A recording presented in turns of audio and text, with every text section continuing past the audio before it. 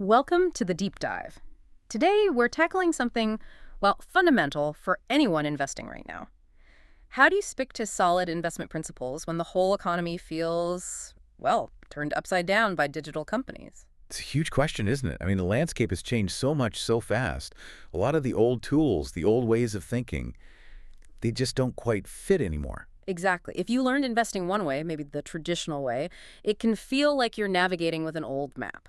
So our source for this deep dive is this fantastic book that dives right into that problem. Yeah, it argues pretty convincingly that classic value investing, it needs a refresh for the digital age we're in. It really explores that evolution.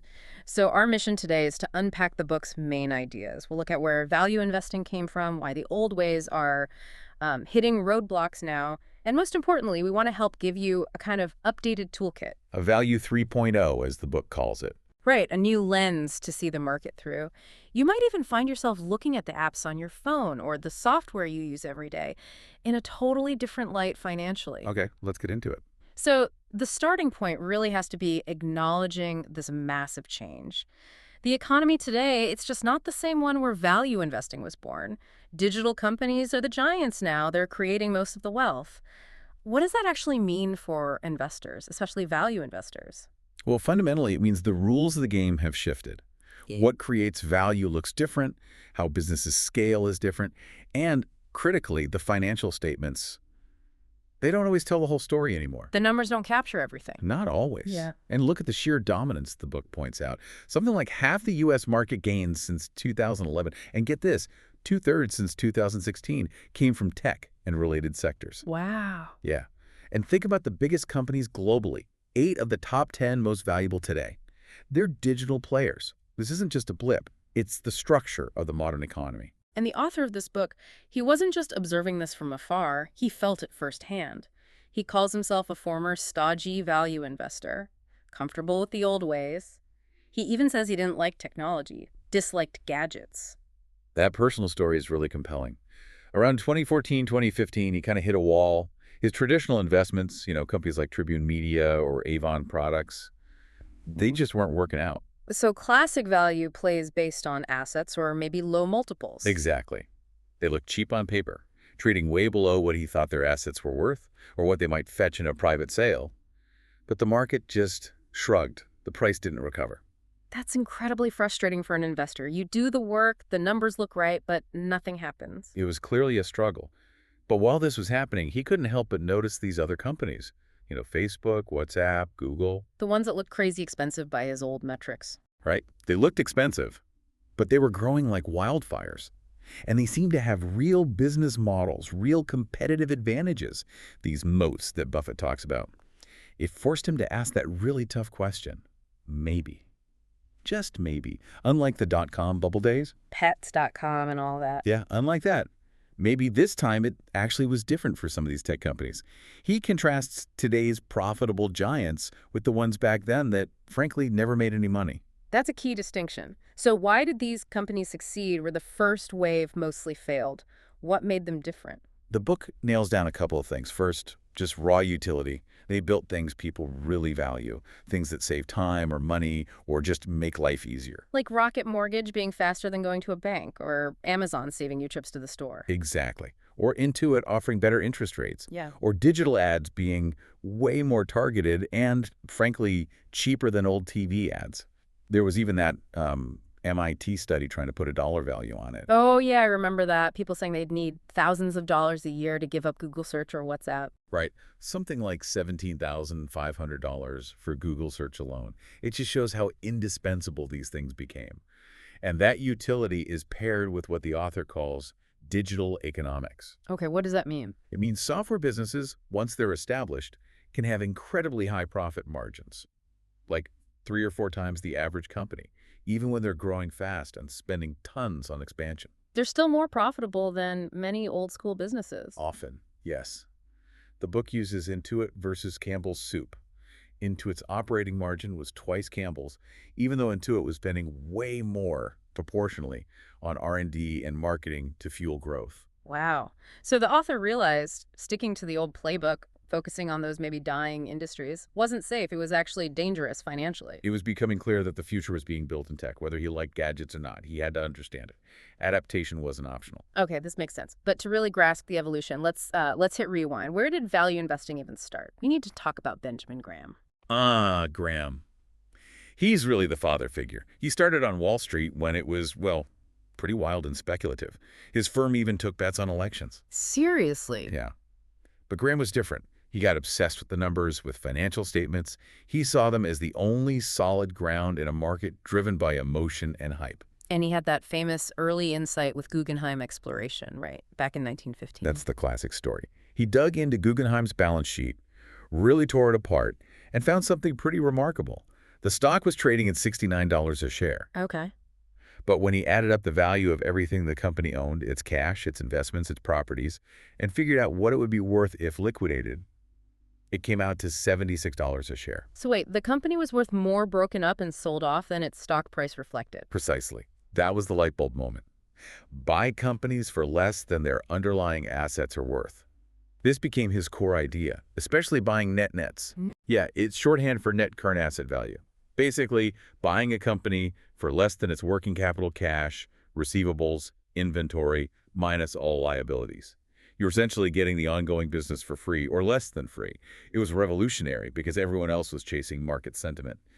Graham was looking at tangible value. He called himself a newcomer, uninfluenced by the distorting traditions. And the Northern Pipeline deal cemented his reputation. Oh, absolutely. Yeah. 1926, he finds this tiny, obscure pipeline company, stocks at $65. He looks at the books and sees it's just sitting on piles of cash and securities, way more than the pipeline business needed. So he saw hidden value again. Hidden liquid value. He bought shares, then became an activist, pushing the company to pay out that excess cash to shareholders, and they did. They paid out $70 per share. Wow, more than the stock price. Exactly. Yeah. Shareholders got $70 back and still own the pipeline company. His $65 investment basically doubled overnight. It proved his method worked. So what are the big ideas from Graham that still resonate today? Two concepts are absolutely timeless. First, Mr. Market. This is Graham's genius metaphor for the stock market. Mr. Market is your hypothetical business partner, showing up every day offering to buy your share or sell you his. But he's bipolar. Moody. Very moody. Some days he's euphoric and quotes a ridiculously high price. Other days he's depressed and offers a crazy low price. The intelligent investor doesn't follow his moods. Instead, you use his irrationality. Buy from him when he's depressed, maybe sell to him when he's ecstatic. Don't let the market dictate your emotions. Exploit its emotions. You got it. The second is the margin of safety. This is crucial. It means only buying a security when it's selling for significantly less than your conservative estimate of its true value, its intrinsic value. Building in a buffer for error. Exactly. If you think a business is worth $100, you don't buy it at $95. You wait until Mr. Market offers it to you for, say, $60 or $70. That gap protects you if your valuation is a bit off or if things go unexpectedly wrong. Okay, Mr. Market and margin of safety bedrock principles. But the book argues Graham's specific method, that asset-based approach, it became less useful over time. Yeah, that's the key limitation. As the economy evolved away from heavy industry, where value was tied up in factories and inventory, toward services and brands, Graham's net-net strategy just found fewer and fewer opportunities. It's really powerful in a deep crisis, like the Great Depression, when lots of companies trade below liquidation value. But in normal times, a company's worth is usually more about its future earnings than its current assets. Which leads us directly to Graham's most famous student, Warren Buffett. He took the baton and ran with it, right? Absolutely. Buffett started out as a pure Graham disciple. He specifically went to Columbia to study under Graham, called him his intellectual hero, and his early investments were straight out of Graham's playbook, buying beaten-down companies based on assets like Sanborn Map or Dempster Mill, and often pushing for changes. Real cigar butt investing, looking for that last puff. But he didn't stick strictly to that, did he? The book mentions John Burr Williams. Right. Williams was more theoretical. He came up with the concept of discounted cash flow, or NPV, net present value. The idea is elegant. A business's true value is just the sum of all the cash it will generate in the future, discounted back to today's value. That sounds like the perfect way to value a business. Why isn't that the standard? Because, as the book puts it, it's brilliant theory but often useless as a practical investment framework. Why? Try accurately predicting a company's profits 10, 20, 30 years out. Yeah, impossible for most businesses. Exactly. It's just guesswork beyond a few years. Plus, the whole calculation is incredibly sensitive to the discount rate you choose. Change it by a tiny fraction of a percent, and the calculated value can swing wildly. So, intellectually neat, but practically very difficult to apply reliably. Okay, so Graham's asset focus had limits. Williams's future focus was too theoretical. How did Buffett bridge that gap to create Value 2.0? Enter Charlie Munger. Munger was hugely influential. He basically told Buffett that buying mediocre businesses just because they were statistically cheap was madness sometimes. He pushed for quality. Big time. Buffett, guided by Munger, shifted focus. Instead of just cheap assets, he started looking for great businesses with strong, durable earning power and, crucially, a competitive advantage, or moat, protecting that earning power. Finding companies that could defend their profits from competitors. Exactly. This was a huge shift. It required more than just looking at numbers. It required qualitative judgment about the business itself, its management, its position in the market. Think Geico with its low-cost advantage, or See's Candies with its powerful brand loyalty in California. These weren't just statistically cheap stock. Not at all. He realized it was better to pay a fair price for a wonderful business than a wonderful price for a fair business. That became his mantra. The book mentions the Capital Cities deal as an example of paying up for quality. Yeah, a great example. 1985. He paid something like 16 times earnings for Capital Cities ABC. The market average PE was maybe 10 back then. Graham would likely have balked at that price. Looked expensive on the surface. But Buffett saw exceptional quality in the broadcast assets, and importantly in the management led by Tom Murphy. He recognized the durable moat and the earning power potential. It was a bet on quality, a high-probability insight based on understanding the business, not just the current multiple. And the author's personal experience at the Berkshire meeting, hearing Buffett talk about Apple, that really highlights this shift, doesn't it? It's a fantastic anecdote. It shows Buffett applying Value 2.0 thinking even to a tech giant. He explained he didn't buy Apple because it was tech. He bought it because he saw it as an incredibly powerful consumer franchise. Like Coca-Cola, but with electronics. Exactly. He saw the ecosystem, the brand loyalty, the stickiness. Mm-hmm. He mentioned watching his great-grandchildren and their friends being completely inseparable from their iPhones. He saw the durability of that consumer relationship, the moat. That's what mattered, not the specific technology itself. So, Value 2.0. Focus on great businesses, durable moats, understand the earning power, be willing to pay a fair price. That's the essence of it. A huge leap forward, making value investing relevant for decades, well beyond just asset plays. But, and here's the crux of the book, even Value 2.0, with its focus on quality and moats, starts to struggle when faced with the realities of the modern digital economy. Right. That's the next hurdle. Value 2.0 tools, like looking at the current price-to-earnings ratio, can be misleading with today's dominant companies. A fast-growing digital company might look incredibly expensive on current PE because it's investing so heavily for the future. While an old economy company might look cheap. Exactly. It might look cheap on PE simply because its prospects are bleak and its earnings are expected to decline. The standard tools don't always capture the underlying dynamics of asset-light, high-growth digital models versus asset-heavy, potentially declining older models. Which brings us to the need for Value 3.0, the author's framework for today. Yes. Value 3.0 isn't about throwing out Graham and Buffett. It's about building on them. Taking the timeless principles Mr. Market, margin of safety, quality, moats, but adapting the toolkit and, importantly, the mindset for digital businesses. And the book offers a simple checklist for this, BMP. Right. Business quality, management quality, and price. The core pillars remain, but how we assess them needs updating. Okay, let's break that down. Business quality and Value 3.0. What's the key question? The book frames it as, does this company have a low market share, a large and growing market? Does it have a durable edge? You need both. Why both? Low share in a big growing market gives you the runway for potentially exponential growth. Think huge upside potential. But you also need that durable edge, that moat, to protect that growth opportunity from competitors who will inevitably show up. Can you give an example from the book? Intuit is a great one, specifically QuickBooks Online. When the author looked at it, QBO had maybe less than 1% market share of a truly enormous potential market. Hundreds of millions of small businesses globally. Massive runway. Okay, huge potential market. What about the moat for a software company like Intuit? Digital moats can be really powerful. For Intuit, a huge one is switching costs. Once your small business runs its entire financial life on QuickBooks, payroll, invoicing, taxes, switching to something else is a massive headache. It's disruptive, costly, risky. You're locked in, practically. Pretty much. Yeah. That creates incredible customer retention. Other digital modes the book discusses include network effects like Google Search, getting better the more people use it, which attracts more users and advertisers, or platforms like Amazon Marketplace or Apple's App Store, creating ecosystems.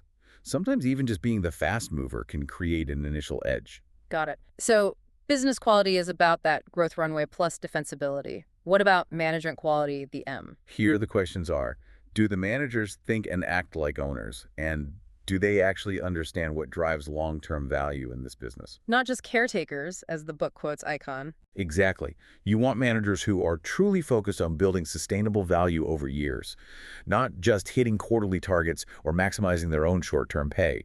Their incentives need to align with long-term shareholders. What are the signs of that owner-like mindset? Things like a clear long-term vision. Look at Jeff Bezos' early Amazon letters constantly emphasizing long-term market leadership over short-term profits. Smart capital allocation is key, being frugal where it doesn't matter, but investing aggressively where it does drive value, like Tom Murphy did at Capital Cities in their news operations. How they pay themselves matters too, right? Hugely. Are they diluting existing shareholders with massive stock option packages? The book contrasts Buffett and Murphy's more owner-aligned compensation practices with things like Elon Musk's giant Tesla grant, suggesting different philosophies about shareholder value. The Mendelsohn family at Hayco gets praise as a non-tech example. Why Hayco? Long-term vision, decades of family leadership and ownership, they eat their own cooking. Deep understanding of their niche market, smart acquisitions. It's that owner mentality creating value over the long haul. Contrast that with maybe Google's early days, where Page and Brin were brilliant engineers, but perhaps needed someone like Pichai later for more focused commercial execution. Okay. And the final pillar, price. Still matters, even if the business and management are great. Absolutely critical. Price is the ultimate check. Value 3.0 doesn't mean throwing discipline out the window. You still need a margin of safety. But figuring out the right price, the intrinsic value for these fast-growing, often initially unprofitable digital companies, that's the challenge. And that leads us to the real core concept for Value 3.0 valuation. Which the author calls earnings power. This seems central to the whole thesis. It really is. Earnings power is the key unlock. The way the book proposes, we should think about profitability for these modern businesses. It's not just the reported profit, the number on the GAAP income statement. It's an adjusted figure. It tries to estimate the company's true, underlying, sustainable money-making potential if it weren't spending so heavily on growth right now. Okay, so why does standard accounting GAAP fail to show this true potential for tech companies? This is a really crucial point. The problem lies in how GAAP treats the main engines of growth for digital companies compared to old economy companies. Think back to the industrial age. What drove growth? Factories, machinery, inventory, physical assets. Right, tangible stuff. And GAAP allows companies to capitalize those costs. You build a factory, it goes on the balance sheet as an asset, and you expense its cost gradually over years through depreciation. That makes sense. It's a long-term investment. But what are the engines of growth for, say, a software company? It's R&D, creating new code, new features.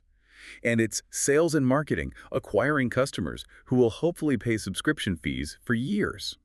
Under GAAP, these crucial investments in future growth are treated as immediate expenses. They hit the income statement right away, reducing reported profit today.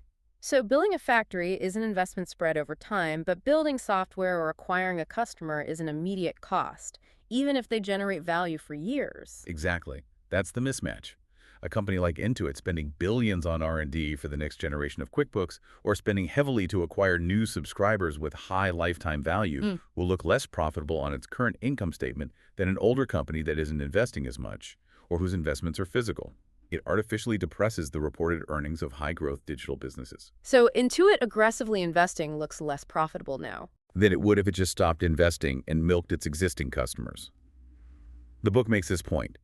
If Intuit suddenly slashed R&D and marketing and ran itself like a mature, slow-growth company like Campbell's Soup, its reported profits would likely explode because software margins are inherently very high. like 90% gross margins, potentially huge operating margins. Right.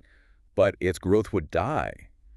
Earnings power tries to calculate what that mature state profitability could look like, recognizing that today's heavy spending is actually an investment, generating that future potential. And tech companies kind of know this already, right? The book mentions LTV CAC. Yes, that's their internal workaround. LTV, lifetime value of a customer divided by CAC, customer acquisition cost. They track this religiously. Why? Because they know spending money on sales and marketing isn't just an expense, it's an investment to acquire future revenue streams. If the LTV is, say, 5 times the CAC, they know that spending is generating huge long-term value, even if chat makes their current quarter's profit look lower. It's like planting seeds versus harvesting the crop immediately. That's a great analogy. And interestingly, the book shows this isn't purely a digital phenomenon. It points to Buffett and Geico back in the 90s. How so? Geico's advertising costs were expensed under GAAP, hitting profits immediately. But Buffett, recognizing Geico's durable low-cost advantage, made a deliberate decision to massively increase ad spending. He knew acquiring those sticky, profitable insurance customers was a fantastic long-term investment, even if it hurt reported earnings in the short term.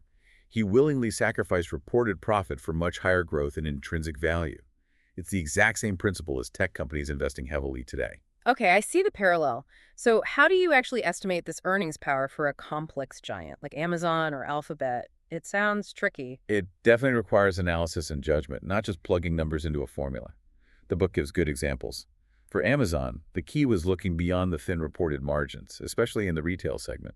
The insight was realizing that the third-party marketplace wasn't just retail, it was transforming Amazon into a high-margin platform, like Apple's App Store. Because third-party sellers pay fees, and Amazon doesn't have to buy the inventory itself. Exactly. It bypasses the biggest cost of traditional retail.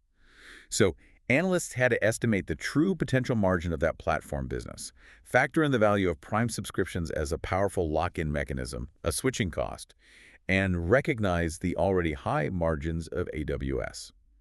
When you put those pieces together, the adjusted earnings power estimate was vastly higher than the reported earnings. Making Amazon look potentially cheap on an earnings power basis, even when its reported PE looked sky high? Precisely. It changed the whole valuation perspective. Same idea for Alphabet, Google. Its reported operating margins were lower than, say, Facebook's at the time. Why was that? The book suggests it was partly due to the founder's initial focus more on engineering and ambitious moonshot projects, less on pure profit maximization, plus massive investments in things like AI and Waymo. So the earnings power estimation involved asking, what could Alphabet's margins look like if it were run with a profitability focus closer to its peers, maybe targeting a 40% margin like Facebook? You combine that potential margin with projected revenue growth. And again, the estimated earnings power comes out much higher than reported earnings. Significantly higher, making the stock look potentially much more reasonably valued than its surface PE might suggest. It's about seeing the potential profit engine humming underneath the current heavy investment spending. So estimating earnings power isn't about predicting the future perfectly. It's more like trying to x-ray the company's financials to see the underlying economic reality, factoring out the distortions from accounting rules and the temporary effects of heavy growth investment. That's a great way to put it. It's trying to gauge the ultimate profitability potential, which is essential for valuing these dominant but still growing digital businesses using a value framework. It's about understanding the destination, not just the fuel being burned to get there. Okay, so we've covered the journey, Graham's assets, Buffett's quality and moats, and now Value 3.0 with its focus on business, management, price, and this crucial earnings power concept for digital. How do we actually use this? The book circles back to Peter Lynch's advice, invest in what you know, but gives it a twist. Yeah, the twist is using your own specific knowledge from your job or your life as your starting point, your circle of competence. You probably understand certain businesses way better than a Wall Street analyst who just visits once a year. Like if I work in sales, I might really get Salesforce. Or if I'm an accountant, Intuit. Exactly. Or an engineer might understand ANSYS or Autodesk.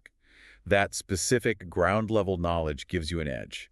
The book encourages you to start there and then talk to people you know, friends, colleagues in other industries, to broaden that understanding. And this Value 3.0 lens, it applies beyond just the tech giants. Definitely.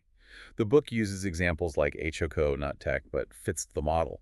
Niche market, low share, big moat, aerospace parts certification, trust, great owner managers, or Sherwin-Williams' old economy paint, but a powerful moat with its store network catering specifically to time-pressed professional painters. Even something like Equifax or Dollar General. Right.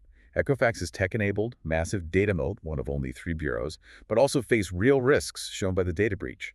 And Dollar General serves a demographic often left behind by digital, creating a kind of tech-resistant moat based on location, convenience, and price for necessities, especially for people using S&AP benefits. What about some of the wilder stuff we've seen? Crypto, meme stocks, how does the Value 3.0 perspective view those? Well, on cryptocurrencies, the book takes a classic value approach.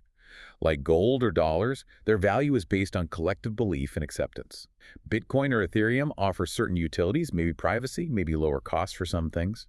But the book argues the real, enduring value creation probably won't be in the currencies themselves, but in the companies building the infrastructure around cryptos, the exchanges, the payment processors, the tools making it useful. Just like the internet's value is captured by companies using it, not the protocol itself. Investing in productive businesses, it argues, is fundamentally different from speculating on currencies.